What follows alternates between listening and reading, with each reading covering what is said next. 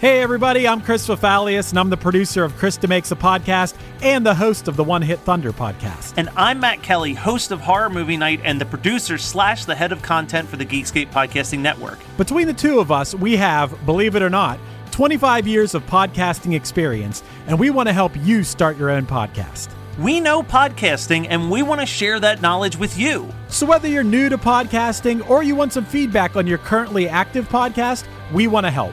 Or perhaps you're just overwhelmed with all of the editing work. Well, we can help you with that also. You can check out our website at weknowpodcasting.com for more information. We're excited to help your podcasting dreams become a reality.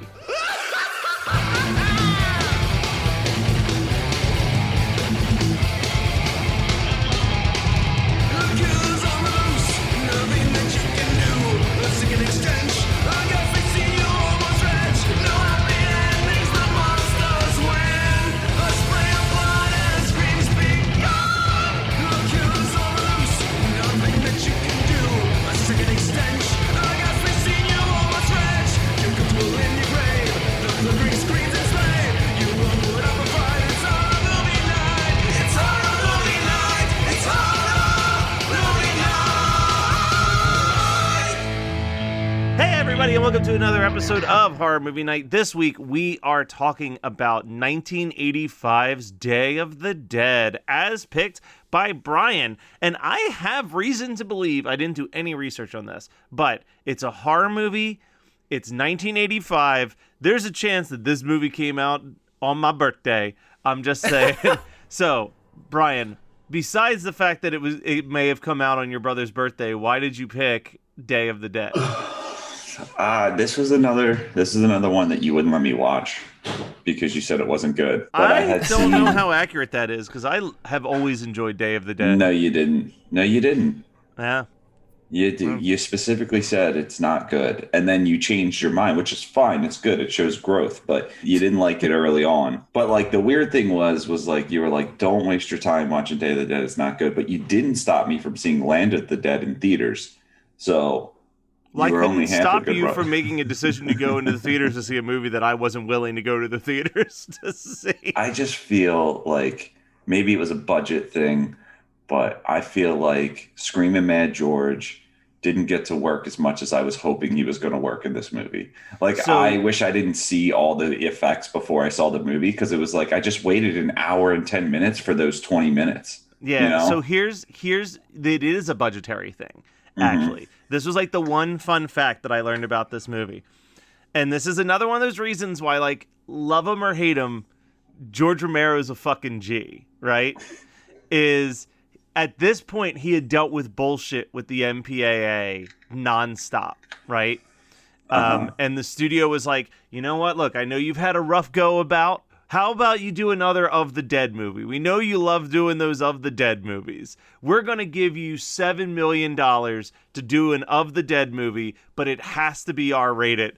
And George Romero was like, I'll do it for 3.5 if I don't ever have to submit it to the MPAA.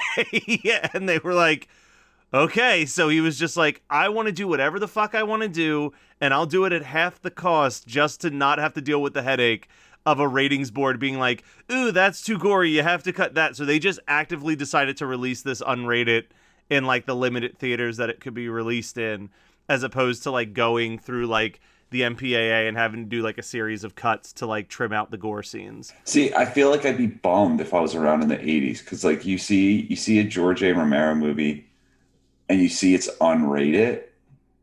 You expect more than what you get. Yeah, for sure. I mean, I think that this movie, what I like about this movie is that I think that he accidentally stumbled into social consciousness in his first two Of the Dead movies. like Night of Living Dead, like it's really held up as this like this tentpole for what it has to say about like racism in the 60s.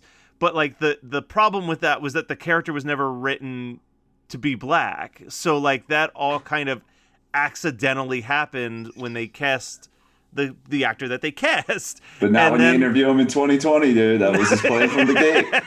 That's why I love it, dude. It's like the woke Hollywood fucking production companies that are like, we're more inclusive. It's like, you guys were running the show 10 years ago when you weren't doing it either. Day of the Dead, there's like little elements where I'm like, I actually see what he's doing. Like there's one of the elements that I really, really love in this movie. The fact that Rhodes is clean shaven in the movie, I think is such a cool, like subtle thing about his character, because everybody else has like given up. They're like, the world is ending. This is the end of it. But like, he's so still associating himself with like, no, we're in the military. Things are going to get back to normal, that he's still like waking up every day, getting clean shaven, like doing what you have to do when you're in the military, while all of the other soldiers have like just fucked off and let themselves grow beards and like outgrow their uniforms and stuff. And I think like little details like that are really interesting, like character pieces in a movie that's essentially a mess that you're just watching for the last 20 minutes. But, Yeah. but I do think that there's a little bit more like, I think that there's a more attention to detail in this one than there was in Night or Dawn. Like Night was like a bunch of dudes in Pittsburgh just throwing shit at a wall to make a movie. And like the original Dawn of the Dead could use like 40 minutes cut out of it easily. Like I don't need the pie fight in the middle of Dawn of the Dead. And just the best looking zombies, for sure. See, I think Day has the best looking zombies, honestly. I like that's what we're agreeing on. Okay. I thought you were talking about Dawn had the best looking Dawn zombies. just was blue. They just painted the faces blue. Like the very first zombie you see has like no lower jaw, and it looks fucking awesome. Like it's just like a tongue dangling out of like an empty hole, and I'm like, all right, here we go. And then I wasn't going to see a zombie again except for Bud for like a good 30-40 minutes. Bud, I couldn't get over the fact that he just looked like Brian Regan doing a bit the entire time. Yeah. This is actually George Romero's favorite of the Dead movies, he said. And he said that after he did a bunch of the sequels, like Landon Diary, so he even knew he was phoning that shit in on his dying days. The two things I remember about this movie is I remember Uncle Craig had the VHS tape, and it was another one of those VHS tapes similar to Hellraiser, where the back of it was not like shying away from how much gore was in the movie. So it was one of those ones where it's like, ooh, I don't know if I want to watch that. Like I was a little baby. Even when I was getting into horror movies, I was a little baby. The back had the chest open, right? I think so. Or it could be The Dead Alive. So many VHS box covers were like, someone's chest gets ripped open, let's throw it on the back of the box. Yeah. Well, I don't think that was on the Day of the Dead one, because I know for a fact that the Dead Alive box art was so graphic to me, and it was the ribs getting ripped out, rib cage, like the entire rib cage getting ripped out.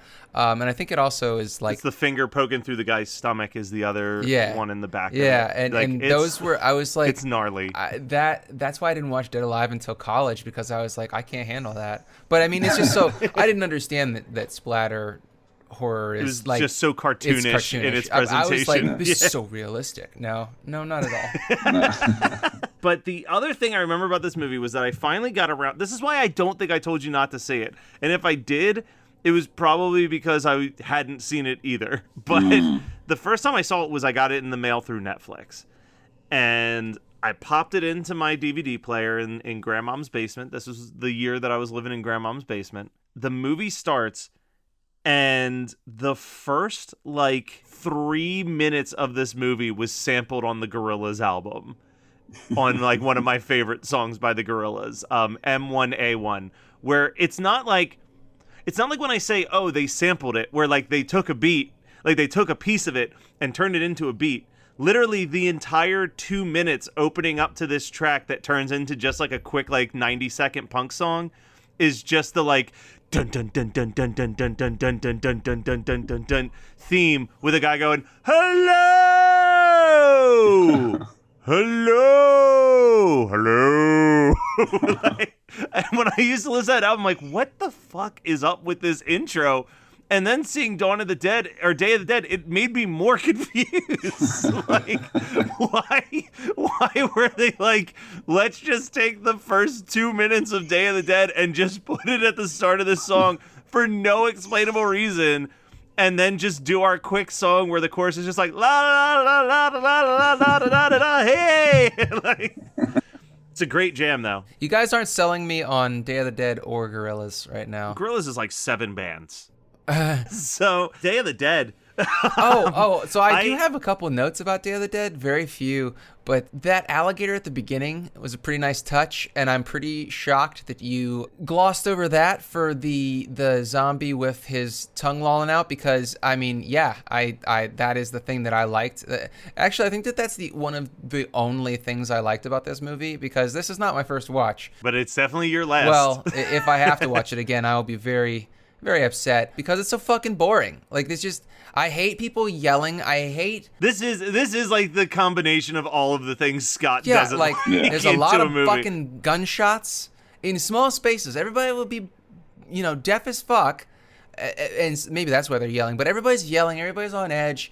No one is a redeemable character. Like, literally everybody's a bad person in this movie. It kind of, I feel like, yes, this is kind of feeding off of the Dawn of the Dead feeling of like that hopelessness of the world's over, and everybody's just at each other's throats, and humans are the real monsters. I get the fucking allegory, right?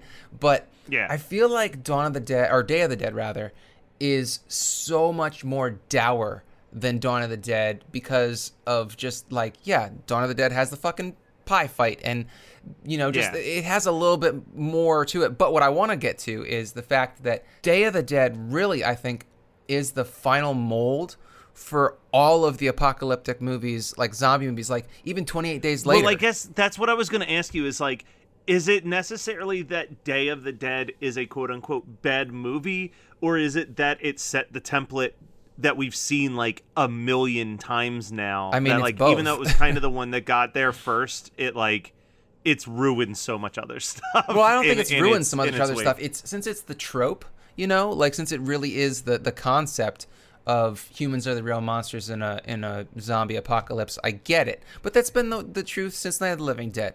Like, it's always the whole point of, like, at least for Romero, the vast majority of what he talks about is the zombies are just a set piece. They're kind of a looming dread, an ever-present danger, but humans are another danger, and society is a breakdown. But it's not fun to fucking watch that.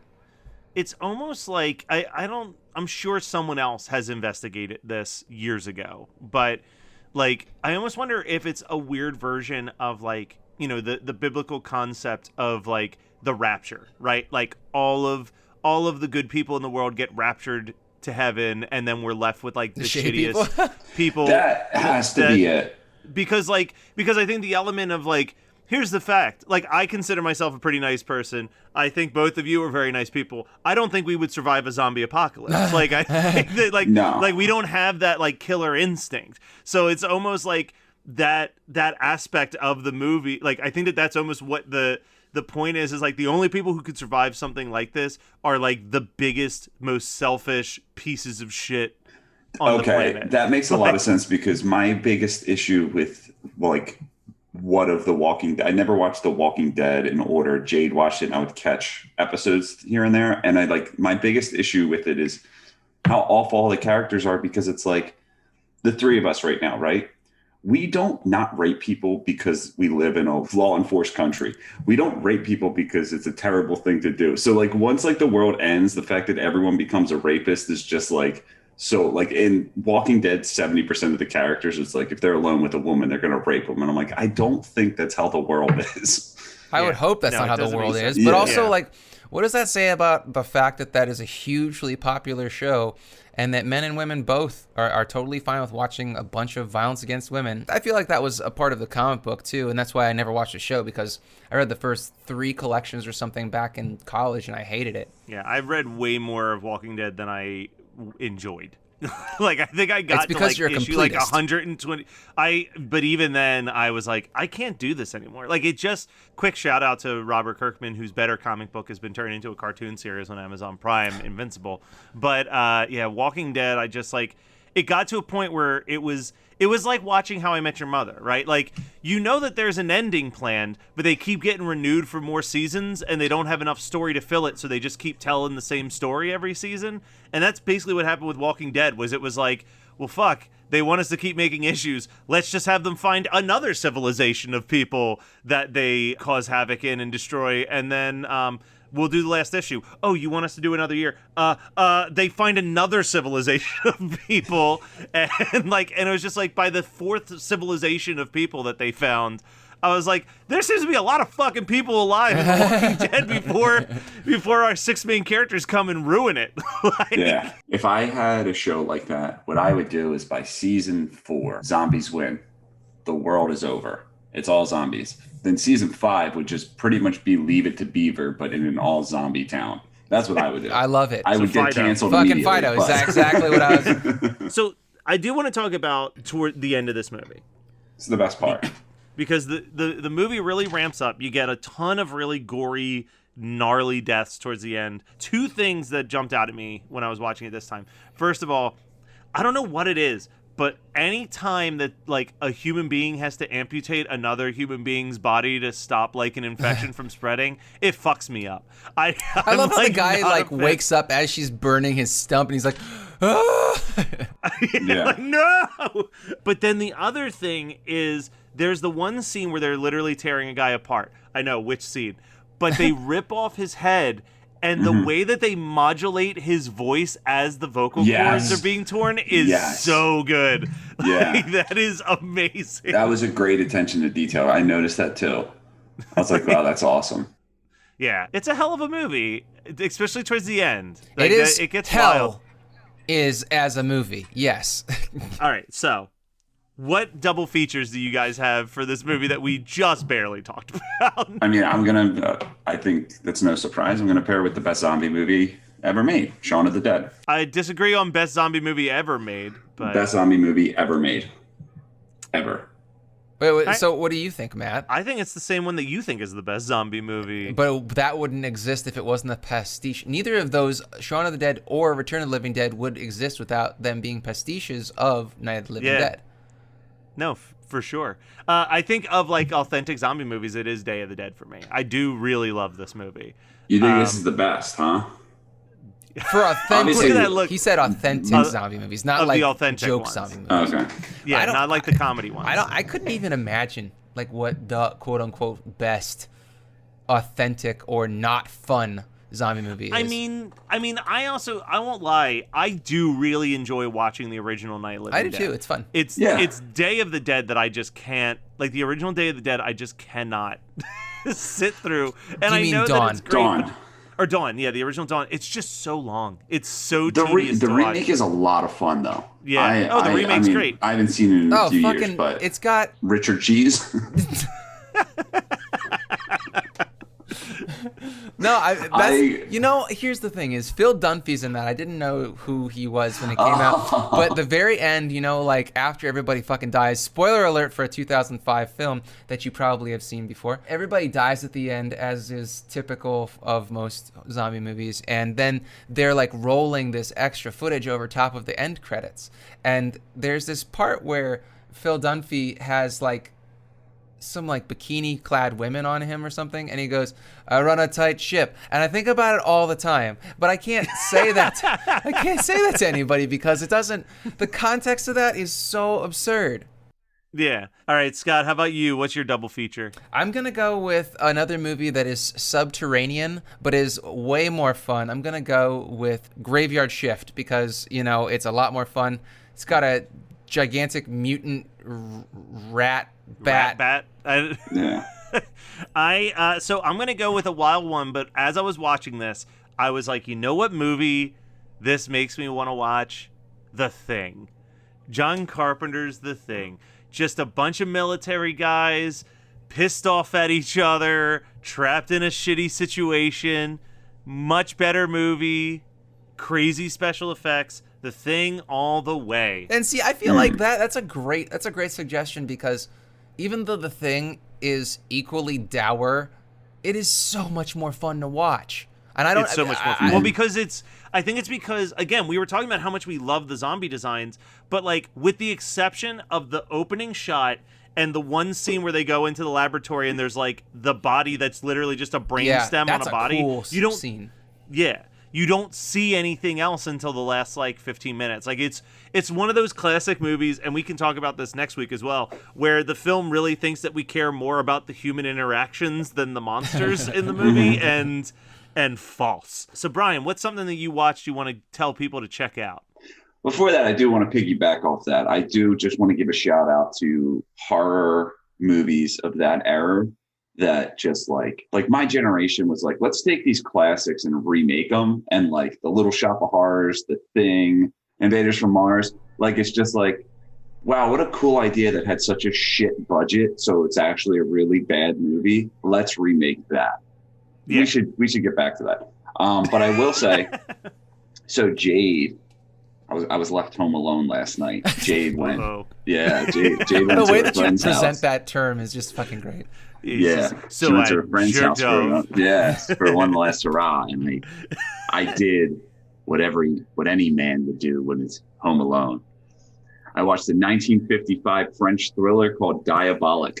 And Diabolique is great. Diabolique. What a good fucking movie. Yeah, Jade enjoyed my recap of it. I was like, I watched this really good movie. And then she's like, tell me everything that happened because I'm not going to watch it. And she was literally sitting there like this, just so interested as I looked at the movie. If you guys were on the phone, she would have been on her bed with her rotary telephone, twirling it in her fingers, and her back legs would be kicking in the air. You know what I'm saying? Like, yeah, Brian, tell me more about Diabolique. Yeah, and like I was so bad at telling it, she was still interested in it. Like I was like almost at the end, and I'm like, oh yeah, I forgot to tell you. And this retired police commissioner came in about halfway through. Let's backtrack to him. And I like, but she was into it. So I watched something very different than Diabolique. I went to a friend's house because they had paid for the premiere access of Raya and the Last Dragon on Disney Plus, and whew, did Matt cry? You better believe he did. But no, it's a fantastic film. It's really cool to watch a animated film where literally the only non-Asian voice actor is Alan Tudyk voicing a giant roly-poly bug. Man, how did that guy go to get like every awesome voice acting? Like, it's so weird. It's so weird when I look at Alan Tudyk's like voice acting career, and I'm like, so he was Hey and Moana. Like, it's just like the weirdest. Like, that's amazing. I always forget about that. I think about him as KN04 or what's the, he's that robot in Rogue One. Yeah, he's the robot in Rogue One. It's weird for him to have all these voice acting roles, but he's also like a legitimately funny comedic actor. Yeah. Like, and he's doing that Dr. Alien or something like that. Isn't that he's doing that show on Sci-Fi? I think so. Yeah. Yeah, I think it's 50% voice acting. I don't quite know how much of it is him and how much of it is his voice because it's an alien head.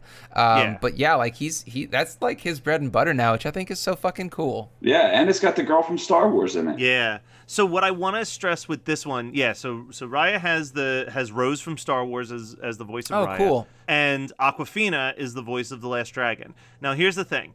I am a fan of the original Mulan. But one of my beefs with Mulan is that Mushu is literally just Eddie Murphy doing his Eddie Murphy thing, and it doesn't feel like it belongs in that movie. Now, Awkwafina is definitely doing her Awkwafina thing throughout this. Now, who's Awkwafina? Someone who shouldn't be a voice actor, but she's very funny. Did you see Crazy Rich Asians? Yeah. She's the best friend in Crazy Rich Asians. Oh, yeah. Okay. So she's voicing this dragon, and she's very much like that character, like that high energetic character, but she just does the thing that Eddie Murphy never did with Mushu, with like there's so much gravitas in her character. So like she's goofy and she's excited that like she's back and living, but there is that element of like sadness and loss and importance and like drive that Mushu never had. Like Mushu was just like you're putting a lot of smut on Mushu's name right now, and I don't like it. He was basically just Eddie Murphy doing a stand-up routine for 2 straight hours when I watch Mulan. Stand-up routine. Kids stand-up routine, yeah. It's like I'm a dragon, bap-a-doop-a-dop-a-doop. Like that's like my Eddie Murphy impression in that movie. But yeah, Raya Last Dragon. Is it worth the $30? No. Maybe not, but if you have a friend who has Disney Plus and already paid the $30 and is willing to give you their access code so you can watch it too, go for it. But it will be free in early June. June 1st. Yeah, or June 1st. 4th, yeah. So I am waiting. And I respect you a little bit more because when I saw your post, I was like, the fucking nerve on him to spend $30 on this movie. But the fact that someone else did it. yeah. Did you watch Flora and Ulysses? No, was it worth it? No, I was going to ask you the same thing. I want to watch it, but it's got like Ben Schwartz in it. Oh, really? I saw a squirrel and I was like, I can sit this one out. No, yeah, it's got Ben Schwartz and I'm pretty sure it's got Garfunkel and Oates. Oh. Well, man, fuck me in the ass because I love Jesus. Those girls. Yeah. Ooh, I do. Man, I will never forgive myself for missing my opportunities in LA with talking to those two more. But anyway, Scott, last one. What's something you checked out you want to talk about? I just want to admit that Megan finally got me to watch Anastasia for the first time, the newest Disney princess besides the girl in the dragon movie. It's fun. That movie's a fucking mess though. Like it's a great movie. Like it has great pieces and it's got great music. I mean, Richard Marx, thank you very much for being a fucking national treasure. I mean, and Christopher Lloyd just giving 110%. Yeah, I love the 90s when Christopher Lloyd was like, I'm gonna be a bad guy. Yeah, it's weird to think about because like that is a movie that I watched and I really liked and I had no desire to watch again. And I think it's because like it's almost a bunch of movies. You know what I mean? Like it's four different movies. Yeah, you're not wrong. It just they could not limit themselves. If we're talking back on how Barillas couldn't limit themselves, I feel like the people that made Anastasia, like it could have used about 3 rewrites. And I think that getting rid of Hank Azaria's character, he sucks so bad. He's so annoying and so useless. Totally unnecessary. They were doing it to try and get that Disney money. The stuff that doesn't work in that is them just trying to ape Disney, which is so weird to me. But like, I think that Christopher Lloyd is awesome. The fucking Hell song is great. When he's falling apart constantly is awesome. Like, lean into that. Have less of the whole journey with Anastasia and John Cusack's character, Dimitri. It felt like the movie had so much that they were trying to do and say, and their pacing was wrong. I don't know. I mean, I feel like it just needed rewrites. Like, they could have gotten to everything and had it been much tighter. I mean, I know it's bullshit for someone like me who's never done a movie to criticize, but it's frustrating because it has so much good in it. Yeah, it was towards the end of Don Bluth's like brief reign beating out Disney with his animated movies. Like, he had this period where it was like, yo, fucking this dude who quit Disney Animation because they wouldn't let him make his movie ideas is crushing Disney in the box office. Because he like left Disney because they didn't want to produce The Secret of Nim. So he produced The Secret of Nim, and then he did American Tail, Land Before Time, All Dogs Go to Heaven, and it was like every one of those movies outdid whatever Disney movie had come out that year. And then it was like right around like Rockadoodle, Thumbelina, and like Pebble and the Penguin, and then Anastasia was like the tail end of that. The last movie he did before it was like all done was Titan AE, which is a really good movie, but it was like way too ahead of its time for what it was trying to be. Yeah, it certainly was. Yeah, I mean, I remember renting it. I think on video, maybe it was DVD, but pretty sure it was video. It's like visually fantastic, but the world was like not ready for a movie like Titan AE just yet. But yeah, good. I mean, Anastasia's fantastic. Once Upon a December is like one of the prettiest like princess songs from any movie, I think.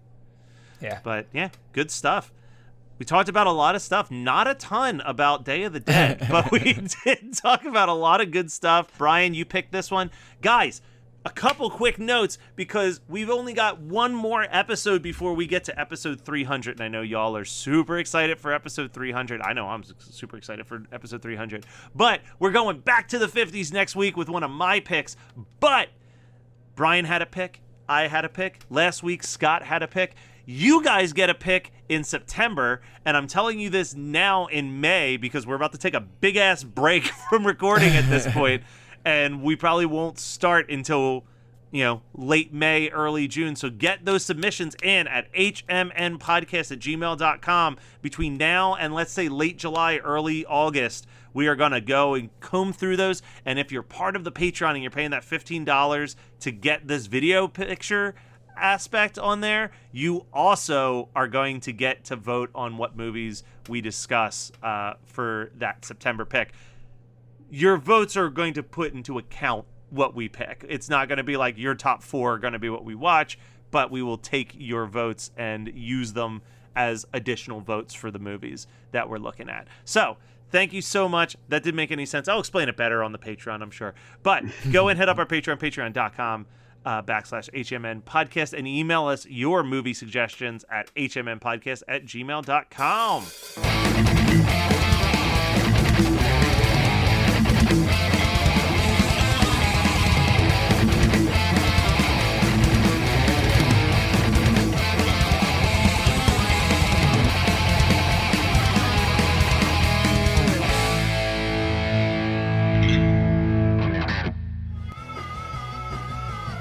You're listening to the Geekscape Network.